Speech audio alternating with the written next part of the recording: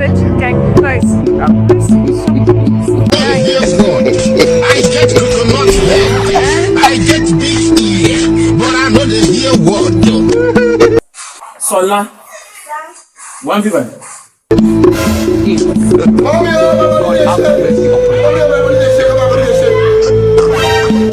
Sola.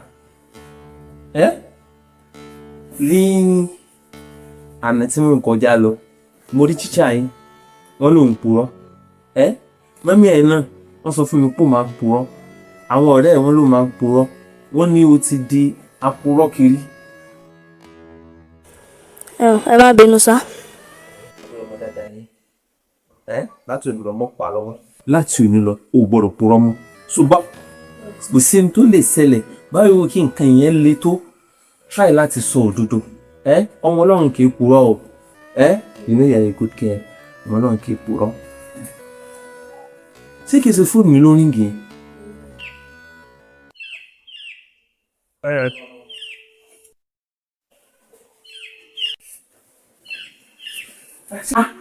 Ṣé kò sí pé pásítọ̀ yẹn? Pásítọ̀ ni. Wọ́n á lè fẹ́ béèrè lọ́wọ́ mi pé kí ló dé tí mi fi wá sí ṣọ́ọ̀ṣì lónìí o. Ọmọ gan gbé kọ́ọ̀lù yẹn tó bá ti wá gbé sọ fún pásítọ̀ pé mi ti ní àrántí. Bam. Kí ló dé ṣe bẹ sọ pé kí n má parọ́ mọ́? But tó bá ti end call yìí máa sálà yìí fún má purọ́ but sọ fún mi sí láàárín. Hello. Good morning sir. Sọlá. Sir. Ready ńkọ́? Wọ́n bẹ́ lé ṣùgbọ́n wọ́n sọ pé kí n sọ pé àwọn ò sí nílé. Jesus. Kí ló dé? Yìí mọ̀ ṣùgbọ́n wọ́n sọ pé àwọn máa explain fún mi lẹ́yìn kọ́ọ̀lù yìí. Kí ló dé? Ṣé mo sọ pé kò sọ pé mi sí láàárín? Kí ló farọ́ sí bẹ́yìn náà lọ sọ pé kí n má parọ́ mọ́? Òpùrọ́ but what is that pé mo kàn ra postpone truth yẹn ni kì í ṣe pé kò ní.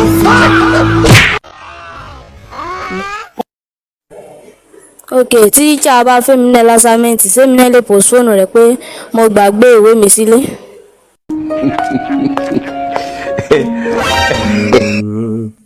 Ìrẹsẹ̀ máa rán postpone ẹ̀ sáàmù purọ́ irọ́ ọ̀dà. Ebe yìí náà lè sọ pé kí n má parọ́ mọ́ ẹ sọ pé ọmọ Ọlọ́run yìí parọ́ ọmọ kí ni wá lẹ́yìn.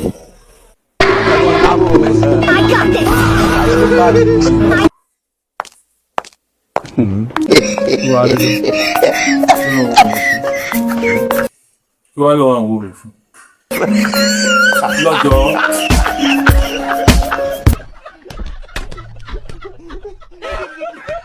Yeah.